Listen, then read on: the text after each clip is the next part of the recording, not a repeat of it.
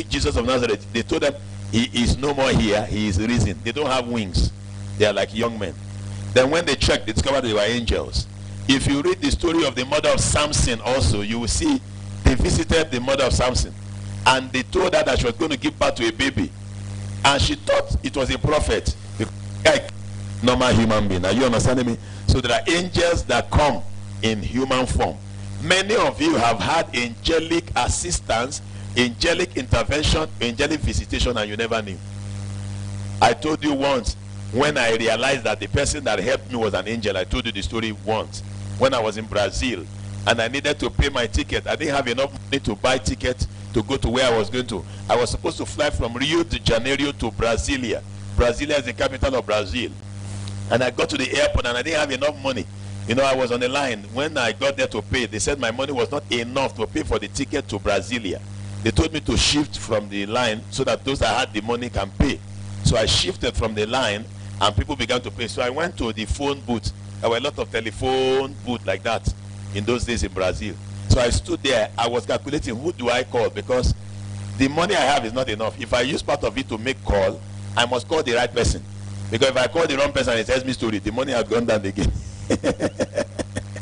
So I was praying that God should direct me on who to call, because the government of Brazil were at the church and they needed a pastor to show up. Pastor Tony Ojo, that we were there together, had gone to Nigeria. I was the next in command, so I need to rush down there to give them whatever document they wanted. So I stood at that airport praying in the Holy Ghost, standing before the telephone booth, asking God to direct me on the right person to call, so that the person can either send money to me or get the ticket from this other end, so I can just enter the aircraft and come over. As I was praying in tongues, a lady just came and tapped me and said, go and pick up your ticket. So I wondered, pick up my ticket how? Then I looked at the lady, she was going this way. Then I thought to myself, what do I need, the lady or the ticket? The ticket. So I left the lady alone. So I rushed back to where they were selling tickets. And you have, in life, you have to make decisions very quickly before you lose your blessings. If I ran after her, I may lose the ticket. And I needed the ticket. So I left her alone, ran after the ticket first. When I got there, the lady selling the ticket gave me my ticket. So I asked her, what happened? How did you give me the ticket? I don't have enough money yet. She said, that lady had paid. Paid? How? Oh, thank you. So I took the ticket. I now calculated, okay, fine. Let me locate the lady. I now know why she paid for me. She doesn't know me before. So I rushed after her. The airport is very big. Rio de Janeiro airport is very wide, large. So I started looking for this lady. I remembered I pictured how she looked. So I was looking for her. Finally, I found her sitting somewhere, you know, in one corner. So I went to her, madam, how are you, man? She said, she was speaking American English. I say, you know, how you, man, this and that. I greeted her. So I asked her, why did you pay for my ticket? She said, you know, when we were on the line, I discovered that you left the line very quickly. She said, so when it was my turn, I asked, why did that man leave quickly?